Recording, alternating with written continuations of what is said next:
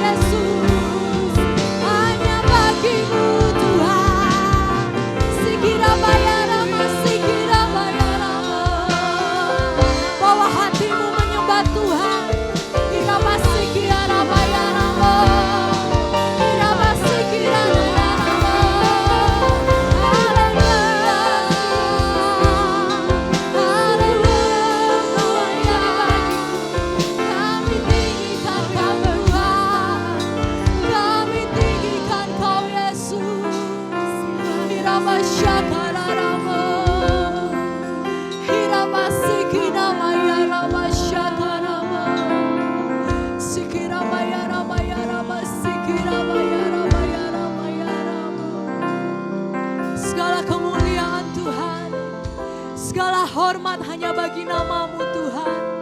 Engkau yang layak kami sembah, Engkau yang layak kami tinggikan untuk selama-lamanya Tuhan.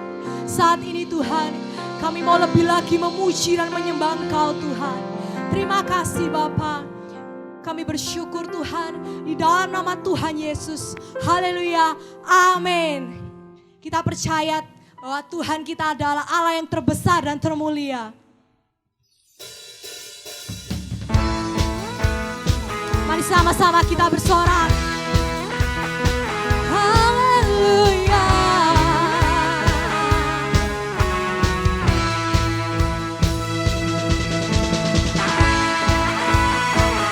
Mari sama-sama kita bertepuk tangan.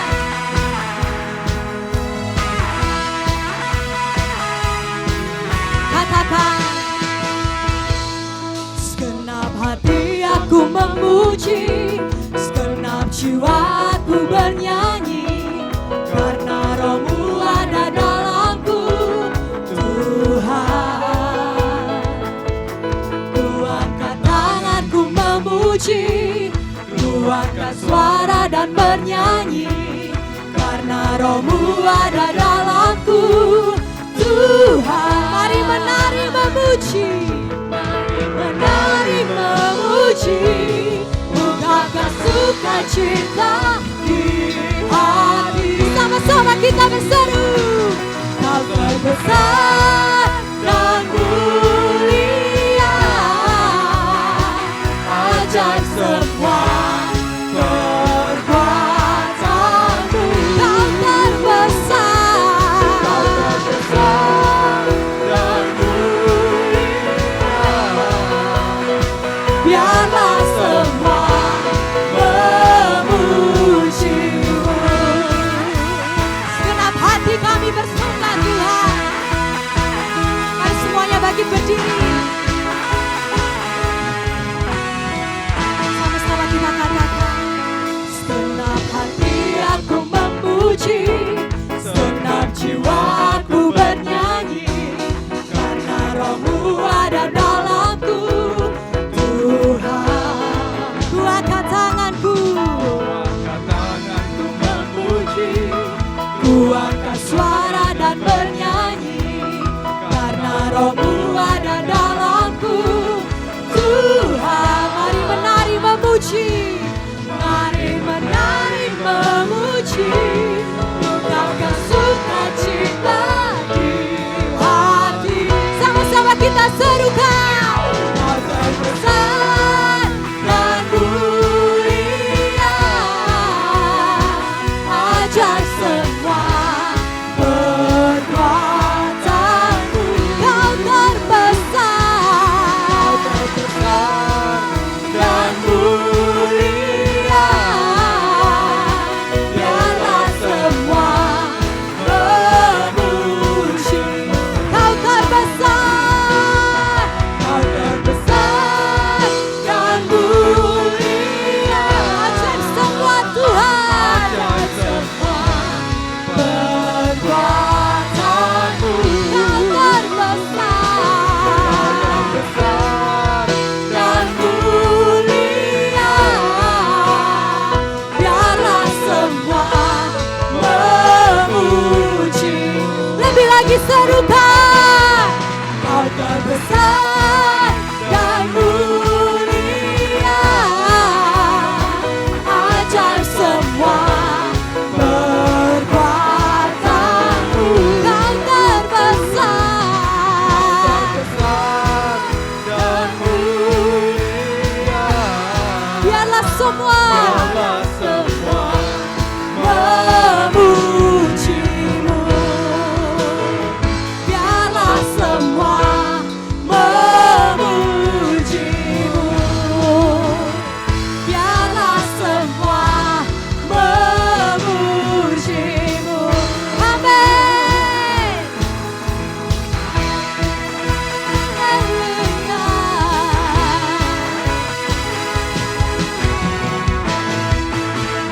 Amin. Sebab hanya Engkau Tuhan yang layak kami tinggikan. Mari bersama-sama kita bertepuk tangan.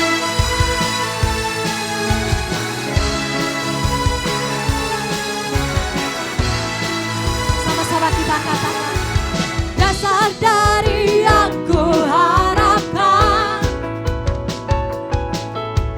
bukti dari selama yang tak kulihat.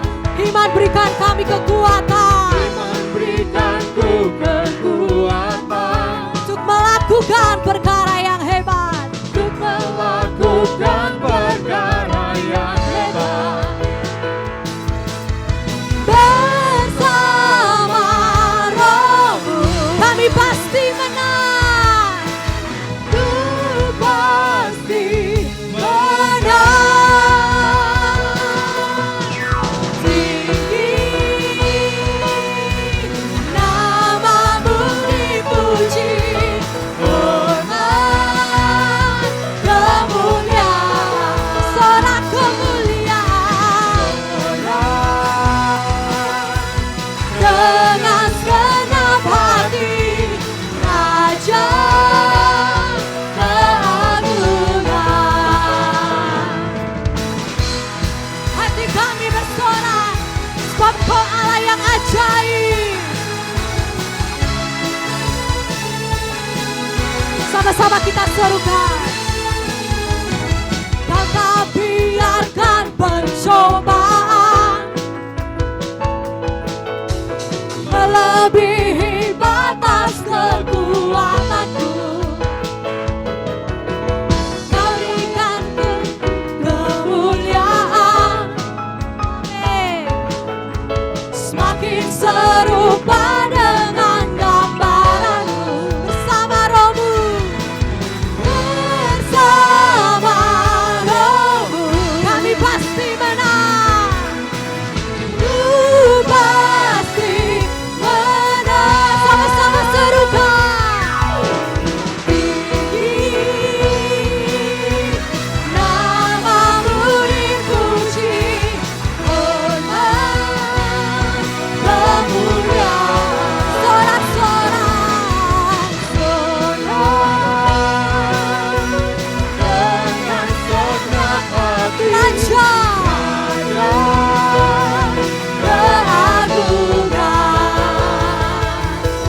Tinggi nama-Mu dipuji, hormat Tuhan, hanya bagi Kau segala kemuliaan. Sorak dengan segenap hati, Raja keagungan. Mari lebih lagi. Tinggi nama-Mu dipuji, hormat kemuliaan, sorak-sorak, dengan segenap hati, Raja keagungan, Raja keagungan, Raja keagungan. Berikan kemuliaan bagi Tuhan kita. Amin. Terima kasih Tuhan. Terima kasih ya Bapa. Kami percaya akan setiap janji-Mu Tuhan atas hidup kami Bapa. Bahwa kami percaya kami hidup Tuhan di dalam setiap janji itu Tuhan. Dan kami percaya setiap janji itu akan tergenapi di dalam hidup kami Tuhan. Terima kasih Bapa.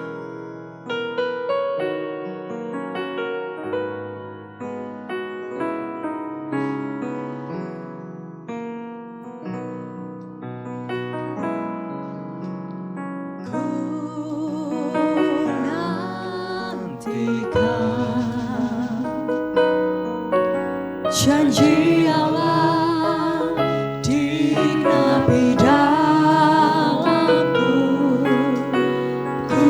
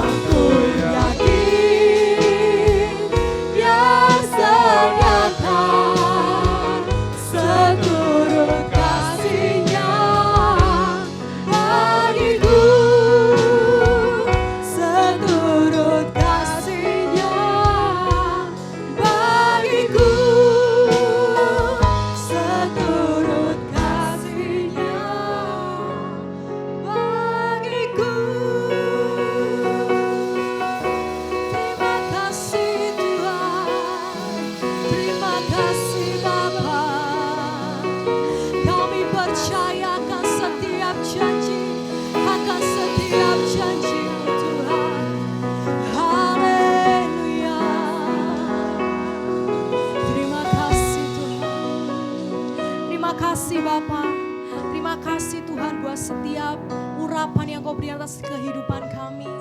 Saatnya Tuhan kami mau mendengarkan sebagian dari firman-Mu Tuhan. Biar Engkau yang mengurapi setiap hamba-Mu Tuhan. Kami percaya Tuhan apa yang beliau sampaikan Tuhan. Semuanya Tuhan yang datangnya dari Engkau Bapa. Persiapkan hati kami Tuhan. Untuk kami menerima Tuhan setiap firman-Mu itu Tuhan. Terima kasih Bapa.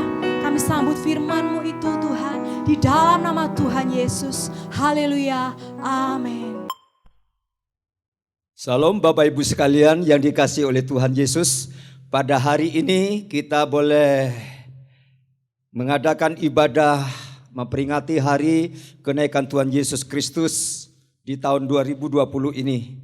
Meskipun hari ini kita tidak bisa mengadakan ibadah secara langsung di gereja, saya percaya Bapak Ibu sekalian yang ada di rumah masing-masing tetap kita akan serius memperingati ibadah ini karena merupakan bagian yang sangat penting bagi umat Kristen, bahwa kenaikan Yesus itulah bagian daripada perayaan atau ibadah-ibadah khusus di dalam kekristenan.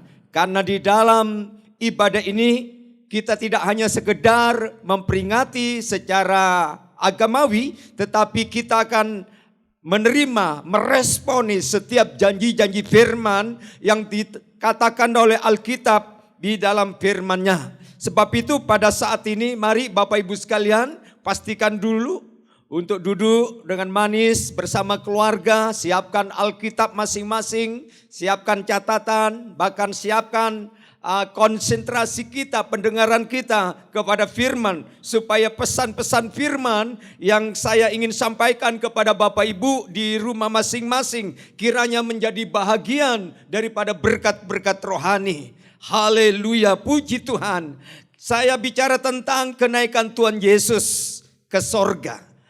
Alkitab mencatat bahwa paling sedikit ada 3 Alkitab di dalam perjanjian baru, bahkan mungkin juga lebih, tentang kenaikan Yesus ke sorga.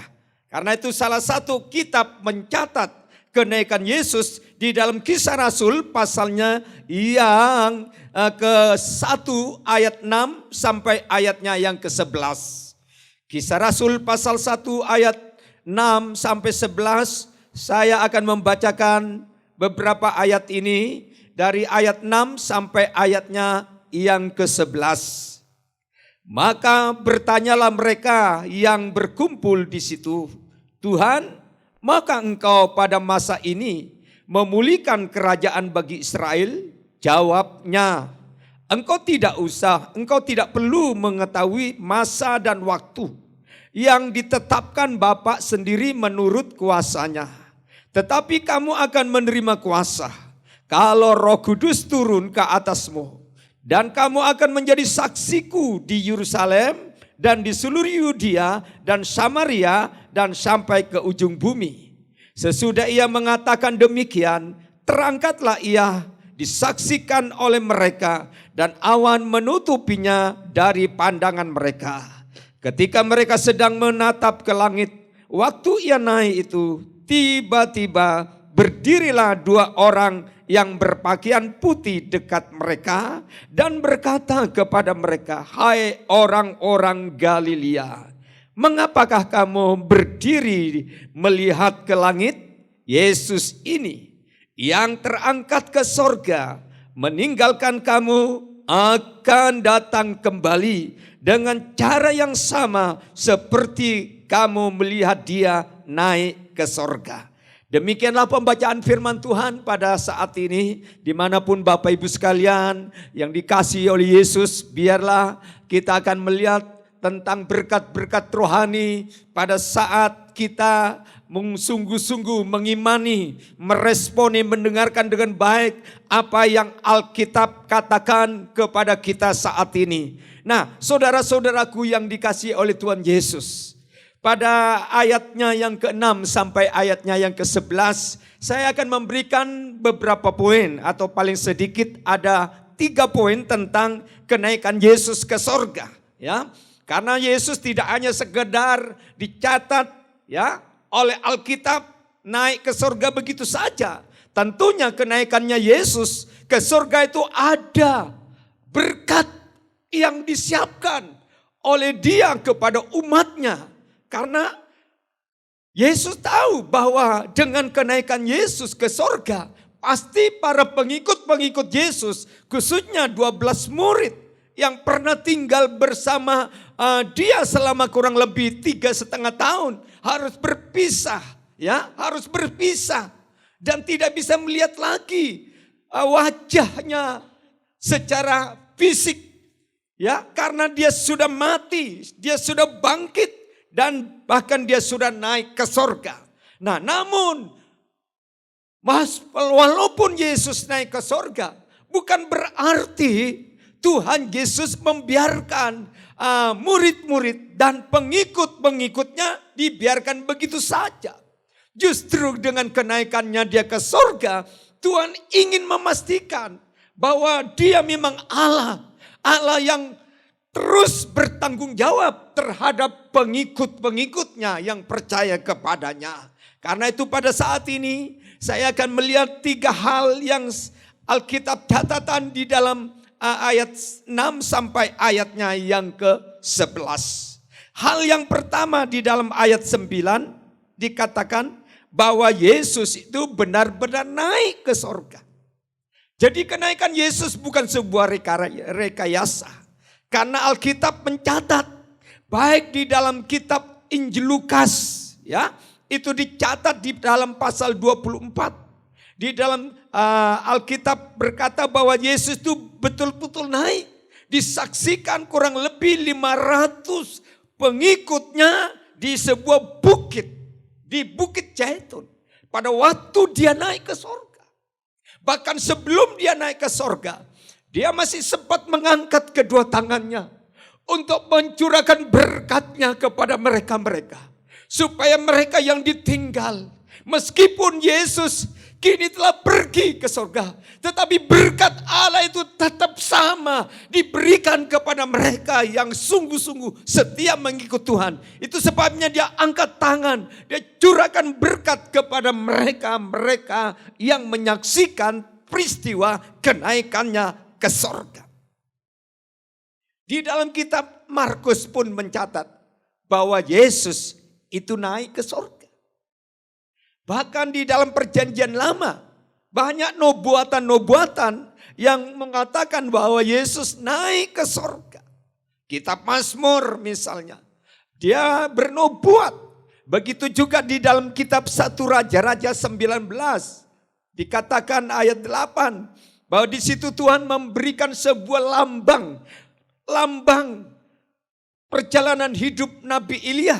Ya, setelah dia selama di dunia, ya, Elia kepingin cepat mati karena menghadapi masalah yang berat. Tapi Tuhan bilang kamu harus makan roti, kamu harus minum air ini supaya engkau kuat perjalananmu selama 40 hari 40 malam. Dengan makan roti dan minum air yang menggambarkan tentang kebutuhan rohani bagi anak Tuhan, yaitu roti berbicara tentang firman, air itu berbicara tentang persekutuan dengan tubuh dan darah Yesus. Maka Elia setelah dia makan minum, dia bisa berjalan selama 40 hari ke satu gunung, sebuah gua. Dan Alkitab berkata, saat itu Elia diangkat ke sorga hidup-hidup. Itu merupakan lambang atau simbol tentang kenaikan Yesus ke sorga. Setelah Yesus bangkit dari kematian, maka Yesus masih sempat tinggal di dunia selama 40 hari. Masih sempat mengunjungi para pengikutnya, sempat makan bersama-sama dengan muridnya, baik secara pribadi maupun kelompok. Dan pada hari yang ke-40, Alkitab mencatat dia naik ke sorga. Ya, dia naik ke tempat yang pasti, ke sorga. Kenapa dia bisa ke sorga? Karena Yohanes 3 ayatnya yang ke-13. Karena Yesus memang berasal dari surga. Turun ke dunia, menjelma menjadi manusia. supaya tinggal di antara manusia, hidup untuk manusia, supaya orang yang berdosa ini bisa percaya, diselamatkan, diampuni, bahkan dia juga berhak untuk menerima kehidupan yang kekal. Karena itu, saudara dan saya, bagi orang Kristen tidak heran, tidak kaget kalau Yesus naik ke sorga. Karena memang Alkitab berkata bahwa dia memang berasal dari sorga. Saya buktikan Bapak Ibu sekalian di dalam Yohanes pasalnya yang ketiga, ayatnya yang ke 13, dikatakan Yohanes pasal 3 ayatnya yang ke 13 berkata begini.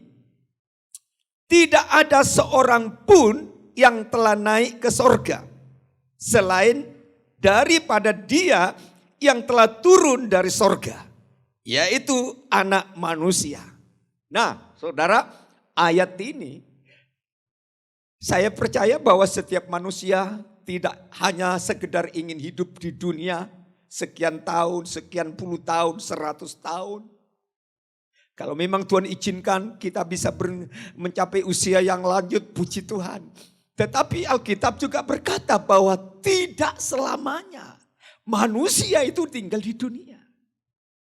Di dunia ini tempatnya hanya sementara, transit perjalanan hidup kita menuju ke tempat yang kekal, yang di sorga.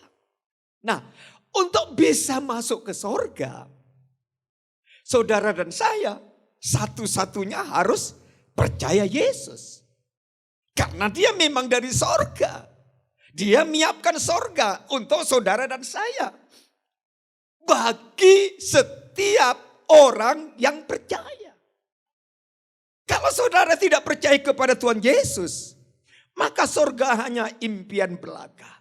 Karena itu saya saya harapkan Bapak Ibu sekalian dimanapun Anda mendengar firman pada saat ini. Mari Tuhan mengasihi engkau. Tuhan rindu engkau supaya engkau pun punya sorga. Dan satu saat bukan hanya punya sorga, engkau akan melihat secara langsung, engkau akan tinggal bersama Yesus selama-lamanya. Karena Yesus naik ke sorga, karena dia memang dari sorga asalnya. Jadi saudara tidak usah sangsi, saudara tidak usah ragu tentang keselamatan kalau engkau di dalam Tuhan. Sudah pasti. Inilah berkat yang pertama yang Tuhan berikan pada saat dia naik ke sorga. Yang kedua di dalam ayat-ayat berikutnya, bicara ayatnya yang ke-6 dan 7 itu bicara tentang kariosnya Tuhan, waktunya Tuhan. Murid-murid sempat bertanya, apakah sekarang waktunya Tuhan? Engkau mendirikan kerajaanmu Israel?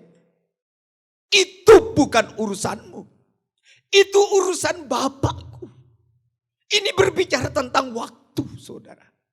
Kadang-kadang manusia itu kepingin waktu itu selalu cepat. Apalagi kalau saudara dan saya sedang menghadapi masalah. Sedang menghadapi persoalan hidup. Sedang mengalami kesulitan, kekurangan. Sedang berdoa kepinginnya langsung apa yang kita minta. Apa yang kita hadapi sekarang. Kalau bisa hari ini langsung. Tuhan selesaikan problemku. Tuhan selesaikan masalahku. Tuhan cukupi kebutuhanku. Tuhan buka jalan. Saudara yang dikasih Tuhan. Waktu Tuhan itu beda dengan waktu kita.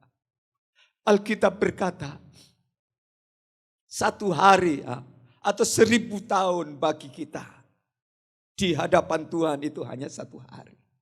Karena itu kalau saudara dan saya punya masalah pergumulan hidup belum teratasi. Doamu belum dijawab. Kerinduanmu belum terwujud. Engkau harus sabar. Engkau harus bertahan menanti waktunya Tuhan. Pengkhotbah berkata, ia membuat segala sesuatu indah pada waktu. Sarah mencoba mendahului waktu Tuhan. Pada waktu dia menanti sekian puluh tahun untuk menanti janji Allah tentang kehadiran anak pewaris, ahli waris dari keluarga Abraham. Sarah tidak sabar menunggu waktu. Sehingga dibilang kepada suaminya, kita ini sudah tua. Umurnya sudah hampir 100 tahun. Aku ini sudah 80 tahun. Gak mungkin kita bisa melahirkan keturunan. Tuhan itu bohong. Tuhan itu ngapusin. Untuk apa waktu kita yang sudah lanjut ini bertahan menanti waktu yang Allah berikan tapi tidak pernah kunjung tiba. Bukankah kita punya pembantu yang namanya Hagar? Ambil saja dia sebagai istri. Saudara-saudaraku Tuhan, memang Abraham nurut istri. Tapi nurut istri, tapi itu tidak benar. Itu bukan nurut Tuhan, nurut keinginannya istri. Apa yang terjadi? Akhirnya memang Abraham bisa melahirkan seorang anak yang dikasih nama Ismail. Tetapi itu bukan anak perjanjian. Dengan datangnya anak yang nama Ismail, apakah keluarga Abraham dan Sarah ini bisa menyelesaikan semua masalah? Justru akan menambah problem baru. Karena mereka tidak sabar menunggu waktu Tuhan. Seandainya Sarah dan Abraham, ya sebentar lagi kita bertahan. Kita percayai janji firman. Karena yang berjanji itu Allah pasti digenapi. Pasti janji Tuhan itu akan tergenapi.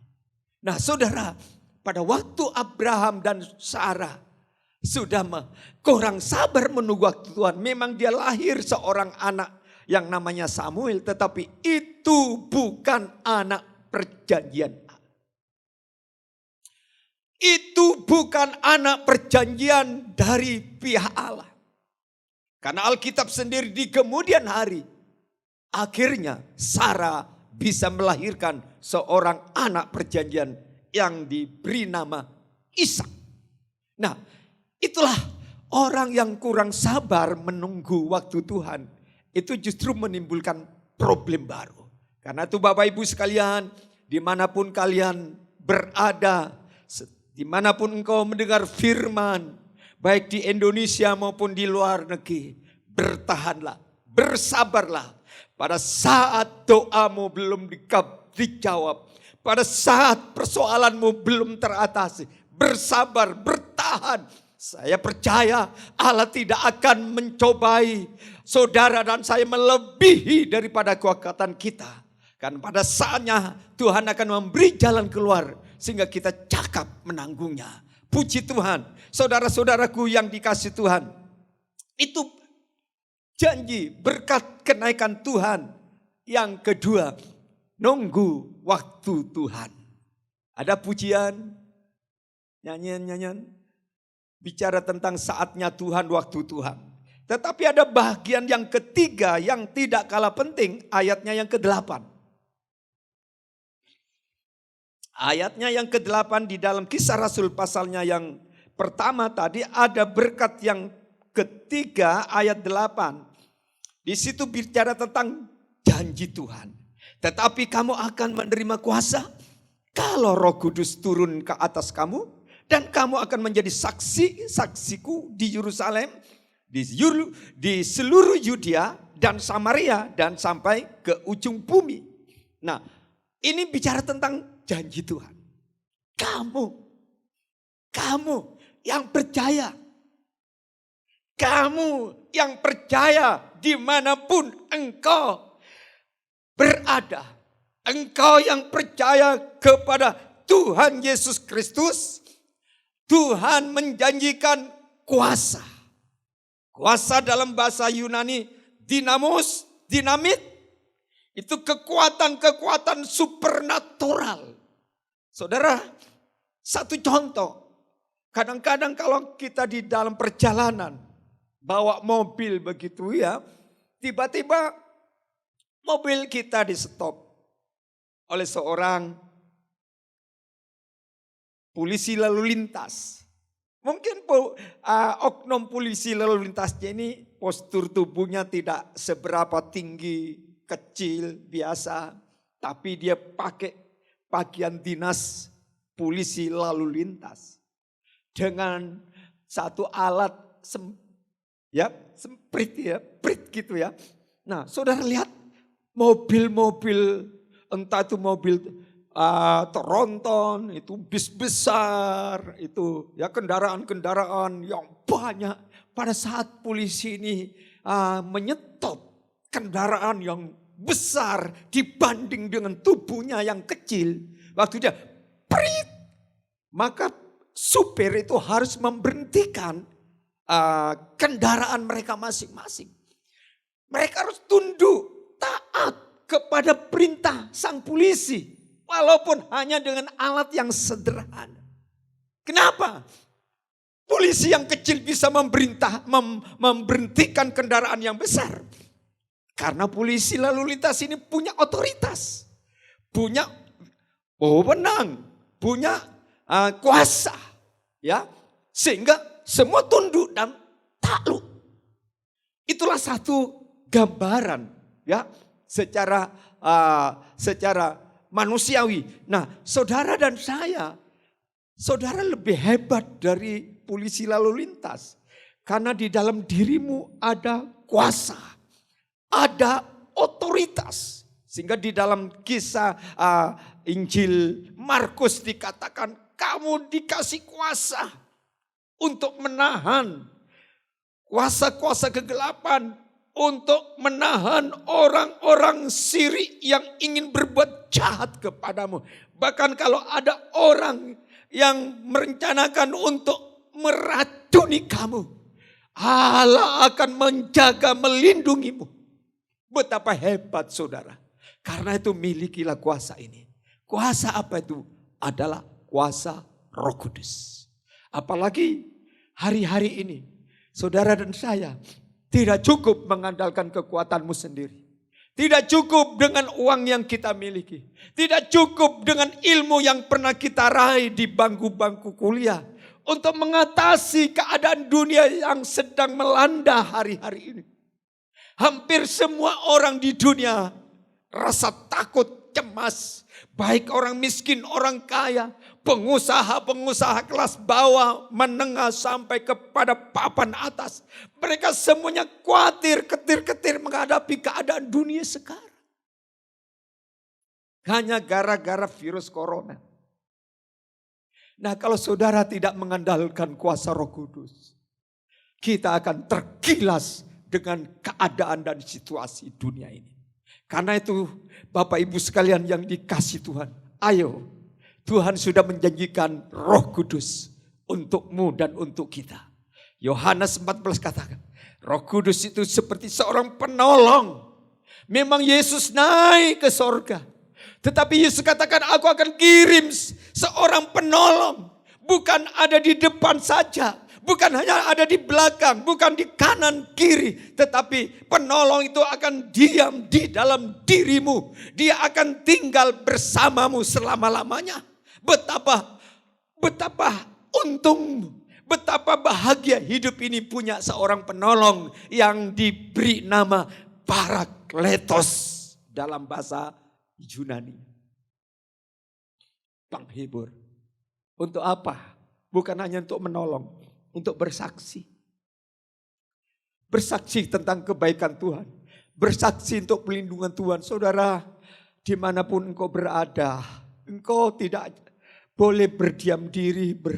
Engkau tidak usah, engkau tidak perlu tutup mulut. Justru kalau Tuhan masih pelihara saudara dan saya, saudara tidak ada kena dijangkit penyakit COVID-19.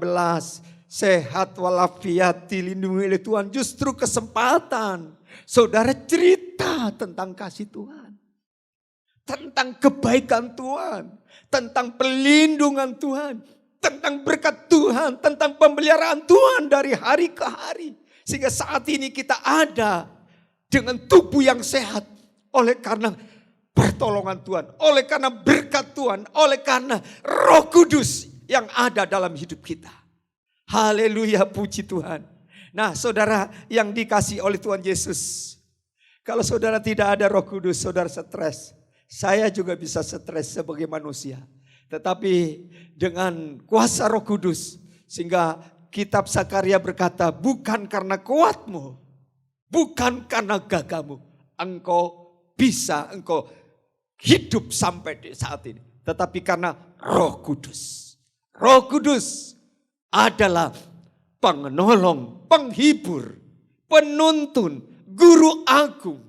Bahkan dialah sumber kekuatanmu, sumber kekuatan kita semuanya. Haleluya, puji Tuhan. Nah, saudara-saudaraku yang dikasihi Tuhan, bagaimana supaya kita dapat janji Tuhan ini? Alkitab berkata bahwa Injil Lukas pasal 24 ayat 49, kita ini harus menanti janji Tuhan. Dan itu sudah dialami oleh gereja mula-mula. Setelah Yesus naik ke sorga, mereka yang jumlahnya 120 orang, setiap hari mereka berdoa di bait Allah.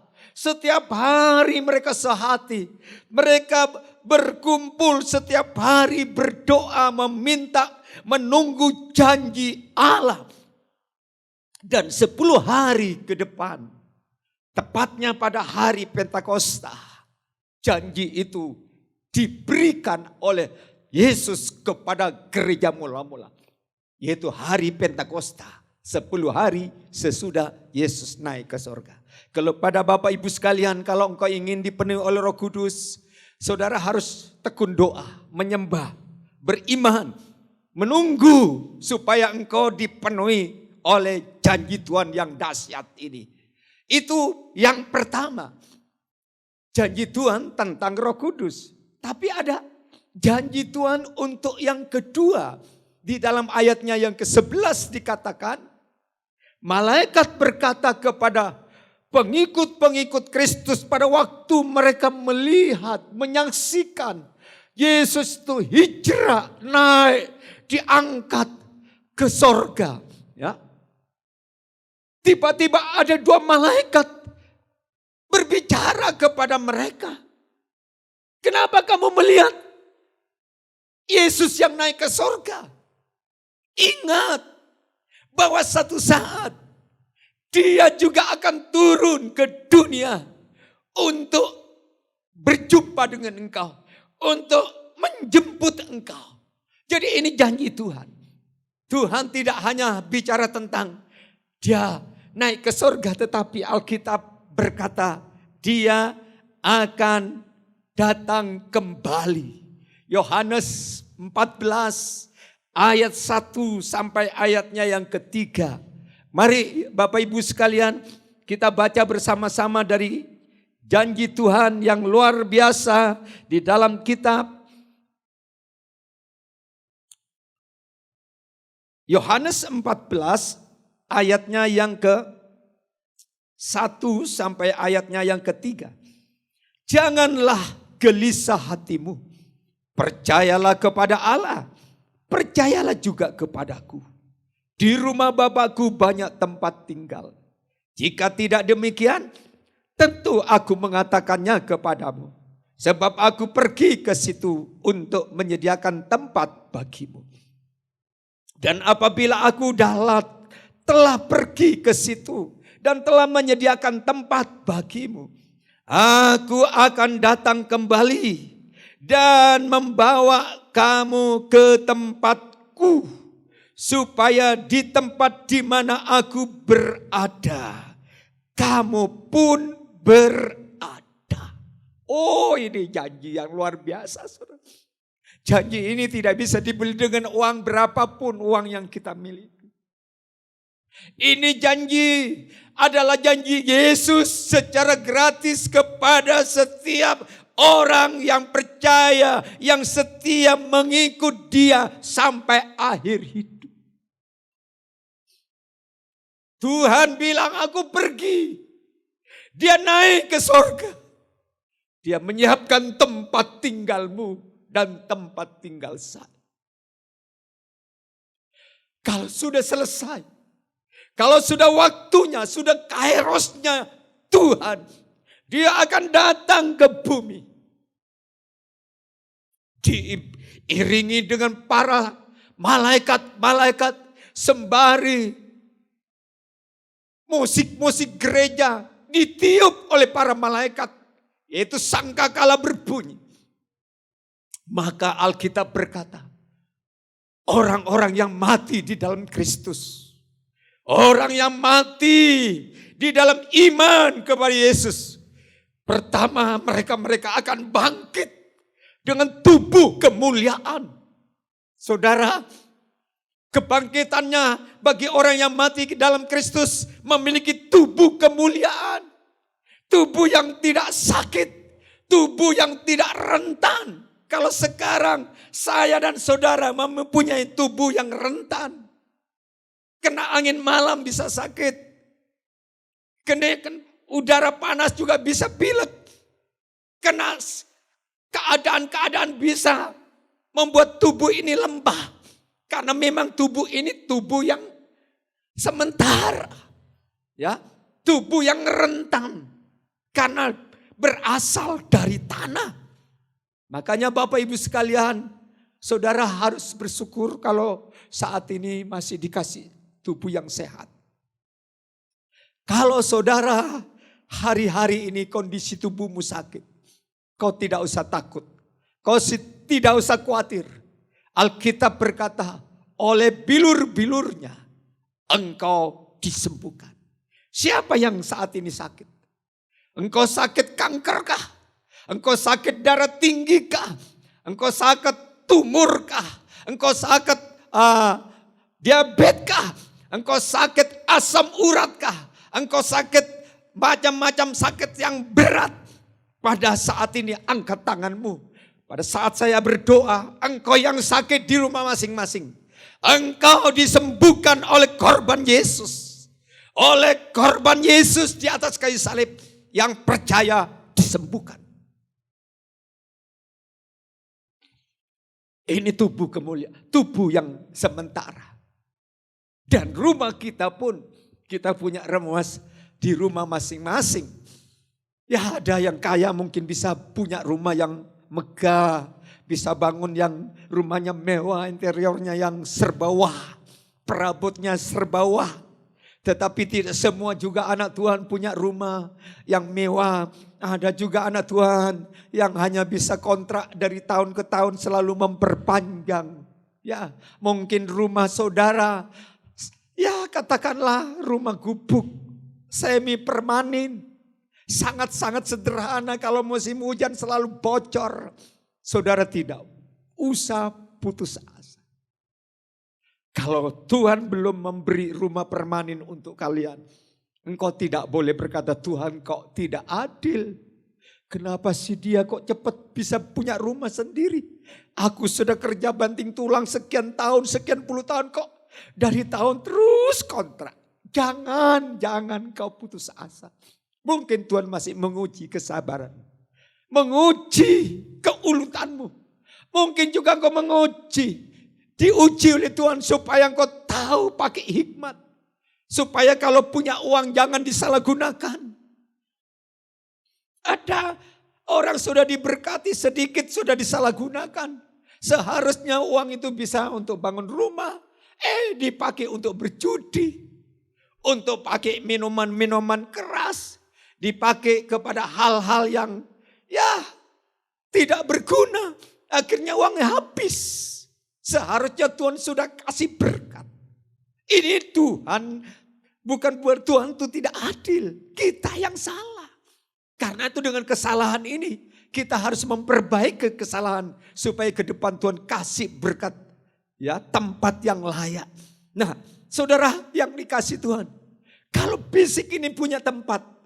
Mungkin pada akhirnya kita punya rumah di seberang sana. Saya pernah satu hari pergi ke mana? Ke gunung Kawah Bromo, Gunung Bromo, Probolinggo. Saya diajak oleh seorang hamba Tuhan. Ya, waktu saya naik kendaraan, terus ngomong-ngomong di dalam mobil, sebelah kiri ini Pak Rudi, ini ada tulisan rumah masa depan. Wasu, saya kaget. Rumah masa depan sebelum puncak Gunung Bromo. Ada tulisan di situ di pintu gerbang, rumah masa depan. Saya tanya lebih jauh.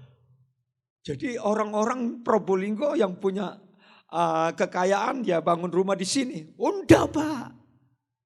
Di dalam tuh bukan rumah-rumahnya orang biasa. Di situ semuanya adalah kuburan Pak katanya. Oh, jadi kuburan tuh rumah masa depan. Ya, nah bukan rumah masa depan kuburan. Itu rumah transit saja. Rumah masa depan kita, rumah masa depan saudara, bukan di kuburan. Bukan di kuburan, itu hanya tempat istirahat sementara. Rumah masa depan kita anak Tuhan itu di sorga. Amin. Engkau dimanapun, engkau kaya, engkau miskin. Engkau orang biasa, orang yang luar biasa. Engkau punya rumah sama. Rumahmu di sorga, rumah masa depanmu. Oh luar biasa saudara. Ini yang membuat kita bergairah. Ini membuat kita bersemangat di dalam Tuhan. Ini yang membuat kita berpikir, oh untuk apa aku meninggalkan Tuhan? Untuk apa aku jauh dari Tuhan? Untuk apa aku berpindah kepercayaan? Untuk apa aku mogok melayani? Untuk apa aku tidak setia berdoa? Untuk apa aku tidak setia beribadah? Untuk apa aku tidak berkeberatan untuk berkorban untuk Tuhan? Karena Alkitab berjanji kita disiapkan rumah untuk masa depan surga. Dan rumah di sana dihuni oleh orang-orang yang bahagia. Di sana tidak ada sakit.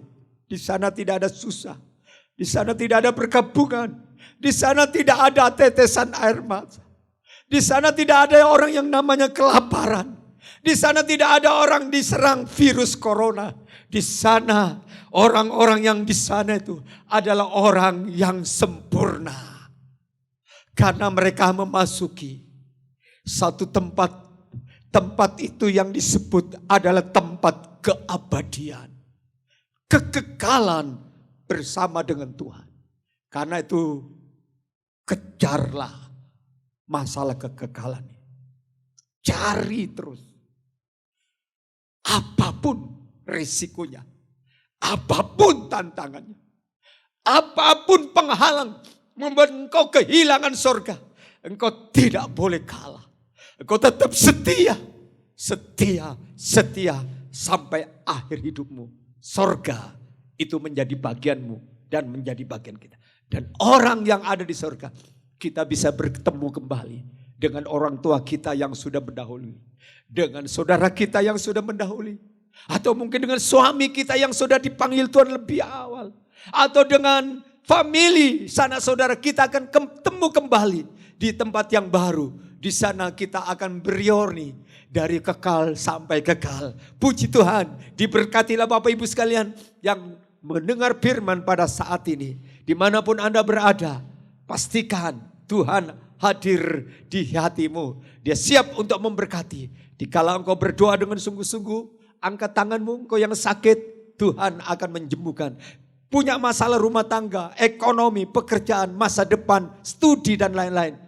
Angkat tanganmu dengan iman. Tuhan akan menjawab doamu. Selamat, Tuhan memberkati. Hari kenaikannya tahun 2020 pada hari Kamis tanggal 21 Mei. Tuhan memberkati. Kita nyanyi satu pujian. Tak usah ku takut sebab kau El Shaddai, El Shaddai.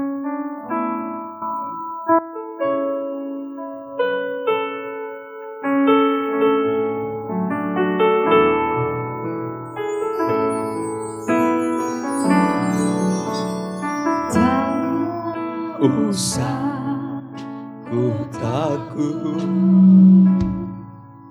Allah menjagaku,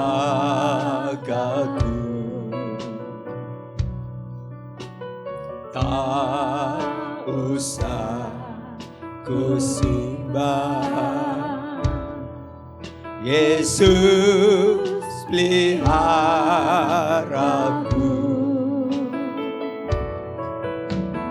tak usah ku susah. Roh Kudus hiburku,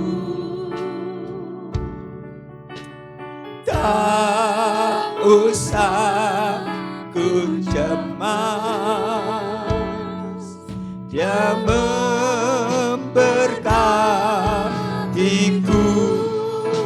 Umat Allah yang dikasihi, mari kita bangkit berdiri di rumah masing-masing. Angkat tanganmu kepadanya. Allah Maha Kuasa, Dia besar, Dia besar, Dia Allah mulia. Esa Kola El Shaddai, Allah Maha Kuasa, Allah Maha Kuasa. Berkatnya melimpah, El Shaddai, katakan El Shaddai, El Shaddai.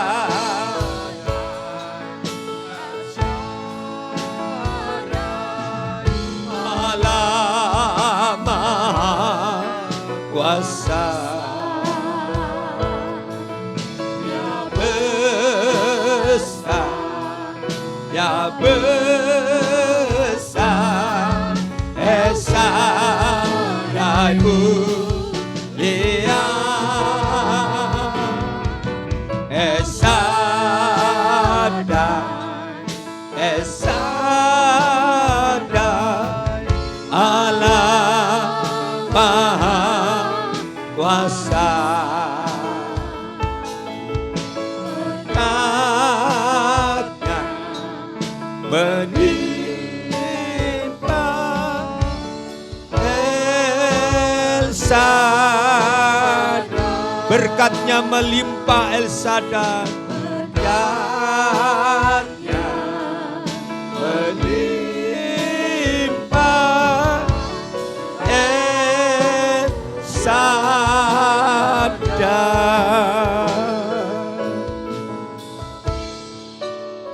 Terima kasih ya Tuhan Yesus.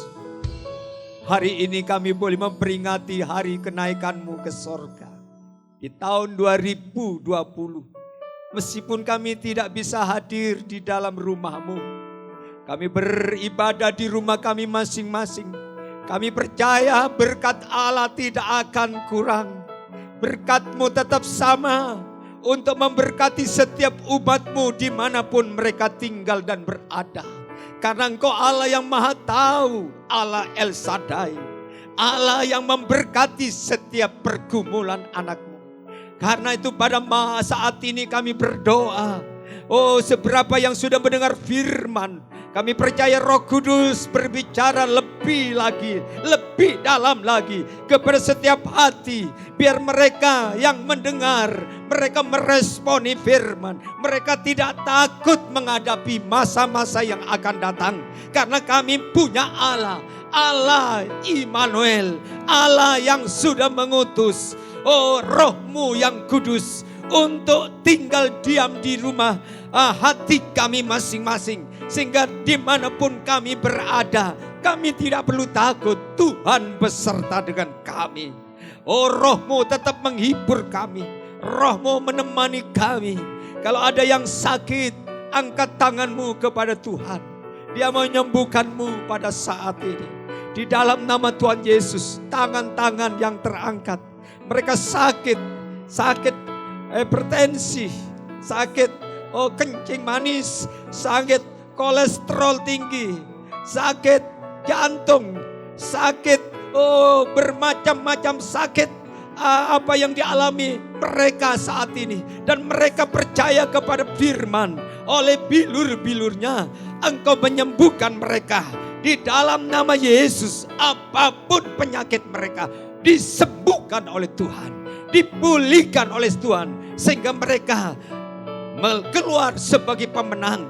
Mereka yang punya masalah ekonomi, mereka punya masalah rumah tangga, masalah pekerjaan, masalah jodoh, masalah keturunan anak, masalah dililit hutang piutang, masalah-masalah PHK, pengangguran, apapun pergumulan mereka, saat ini juga Engkau angkat tanganmu di dalam nama Tuhan Yesus. Engkau dengar doa mereka Tuhan, Engkau jawab doa mereka Tuhan. Pergumulan mereka akan mendapatkan jawaban Tuhan, sehingga mereka akan bersaksi tentang jawaban Tuhan. Terima kasih Bapa di sorga. Pada saat ini Engkau juga berkati negeri kami, bangsa kami, pemerintah kami, dari pusat sampai ke tingkat desa. Hikmat kebijaksanaan dari tempat yang maha tinggi ada di atas beliau-beliau, sehingga Indonesia cepat mengalami pemulihan dari virus corona, cepat mengalami pemulihan dari krisis ekonomi, cepat mengalami pemulihan dari semua haleluya, ujian-ujian yang dihadapi oleh negeri dan bangsa kami. Terima kasih Bapa di sorga. Pada saat ini, sebelum kami mengakhiri jemaat ibadah online ini, kami mohon kepada seluruh jemaat boleh mengangkat kedua tangan saudara. Kekasih-kekasih Tuhan, dimanapun engkau berada, pulanglah dengan membawa berkat rahmat dari Allah Bapa, kasih karunia dari Yesus Tuhan kami, serta persekutuan dan penghiburan oleh Roh Kudus kiranya turun atas umat-Mu mulai pada saat ini sampai Maranatha Tuhan datang. Angkat dan bawa kami semua masuk ke dalam kerajaan-Mu bersama Engkau, hidup kekal selama-lamanya. Di dalam nama-Mu hamba berdoa dan bersyukur. Haleluya. Amin. Salam. Tuhan memberkati. Haleluya.